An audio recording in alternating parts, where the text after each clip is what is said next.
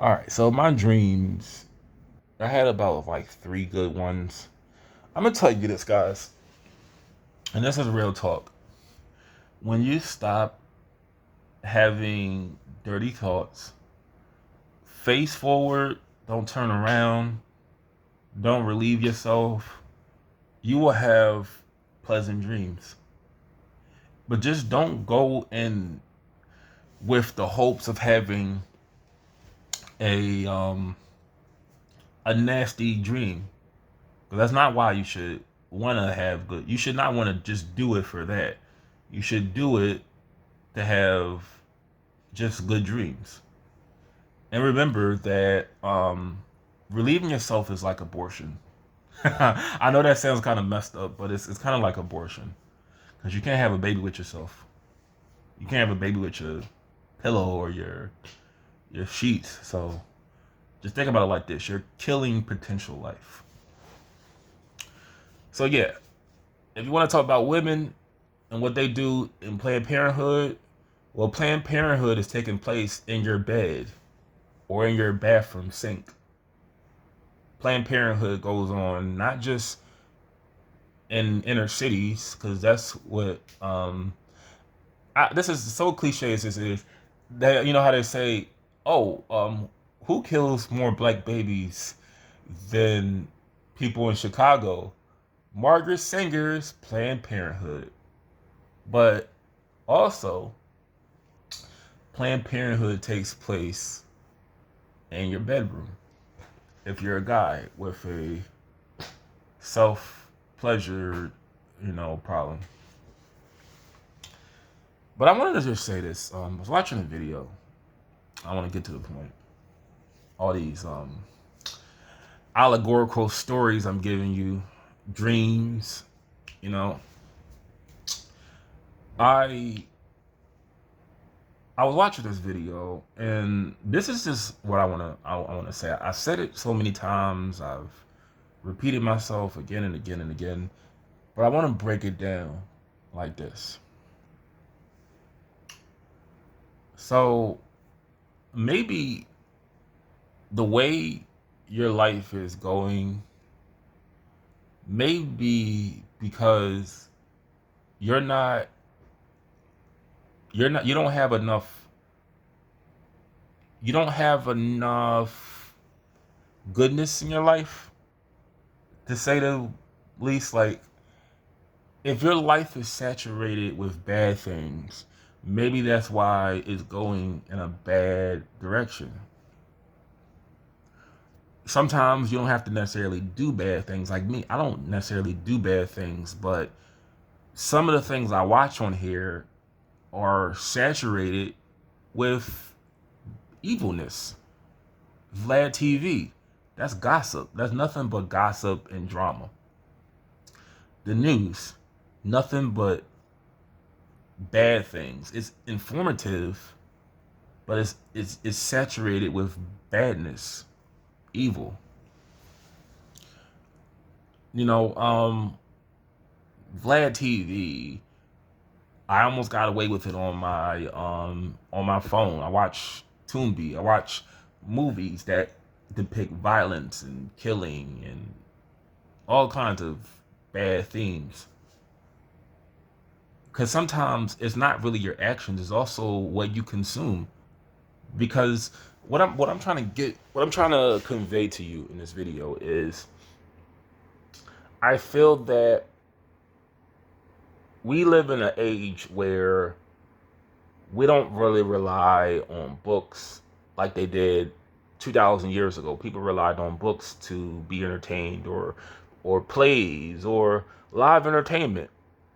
Like live entertainment back in the day, if you had a lot of money, you were able to see, well, not 2,000 years ago, but like 500 years ago, when William Shakespeare put out plays, that was people's entertainment. People, they when you had money to go and see a play at the what was it, the Chamberlain Theater, where William Shakespeare did plays.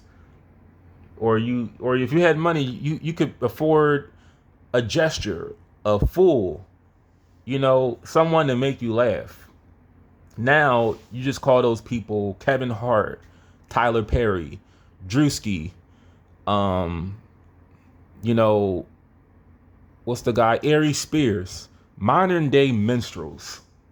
They buck dance, they tap dance, they don't have nothing really of substance to say. They just tell jokes and they shuck and buck and they make you laugh.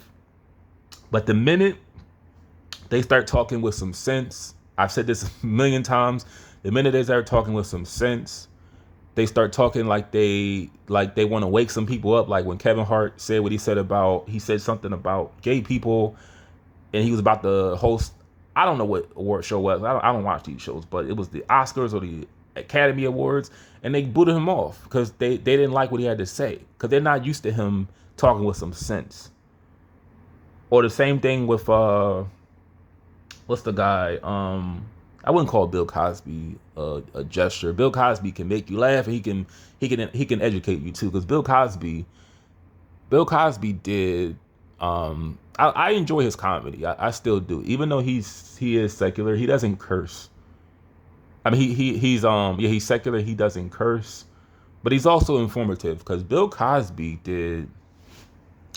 I used to watch Tariq Nasheed on here. Tariq Nasheed did Hidden Colors. I watch. The second one is really good. I don't. The third one is okay. The first one is okay, but the second one is really good. But Tariq Nasheed sort of hijacked Hidden Colors from Bill Cosby because Bill Cosby has a video. I believe it's still on YouTube. It's called Black History Stolen or Strayed. It's from like 1968 or 9. Bill Cosby sort of like the idea of Hidden Colors came from Bill Cosby. But the point I'm making is we're entertained by our phones. And you don't necessarily have to do evil things, but consuming it is just as bad because it can influence behavior, like future behavior, and you don't even know it. Because everything we watch gives messages. And yeah, not everything you're going to watch is going to just be Jesus, Jesus, Jesus, God, God, God. I get that. But I believe that God wants us to have fun. God wants us to be entertained. God wants us to laugh. He doesn't want us to be miserable. We're not in a dictatorship, I think. But he wants us to have fun. But this is what I know. The only thing he wants out of our fun, the only condition of our fun and our entertainment and our enjoyment is the message behind it. Like, he just wants what we watch to give a positive message. And the things that we are entertained by don't give a good message. They aren't. They're not good things. If you laugh at drama, that is a reflection of you. If you laugh at videos of people getting attacked, racism, people spewing hate, that is a reflection of you. There is nothing really good on here that's entertaining. There is no such thing as good entertainment. Because to make people laugh nowadays, it has to be malicious. It has to be something that involves the pain and suffering of other people. You can't grab anyone's attention talking about something good. People just don't find clean humor amusing. But that's a reflection of that person, not you. But the point I'm getting at is maybe bad things may happen to you. Maybe your life is not going the way, because this is also, I'm also talking about myself too. But maybe your life may not be going the way you want it to, because while you may not be doing bad things, you may be consuming bad things, and that's probably just as bad as doing it, because it's giving you messages that in the future you may apply to your life. So the point I'm making is, while you may do good things, try to consume good things. And what are good things? Anything that is the opposite of mainstream television, movies, entertainment. That's what good things are. If you need my help, just type in, I could recommend a few things, but type in on Wikipedia, just type in Christian movies, TV shows. You're not going to find a whole lot. Or Mr. Rogers is a good example. Mr. Rogers is good. That's a good example. But you have to watch things that are saturated with goodness. I'm not guaranteeing you that bad things won't go in your life, but it's a possibility that it could come to an end if you have nothing but goodness in your life. Because I told you this philosophy of mine. The earth is what you get is what you get what you receive what you get, or what you receive what you give. And if all you're giving, or here's a better way to rationalize what I'm trying to say. If you eat nothing but fried chicken, gizzards, macaroni, chitlins, and bacon, and you wash it all down with a Diet Coke, you're not going to feel very good when you go to the bathroom. Or if you throw up, you're probably gonna throw all that up and gonna vomit, and you're not gonna feel too good, right? Your body, the way your body works is what you give it is what you receive when your digestive system is performing its course, right? You receive what you give your body.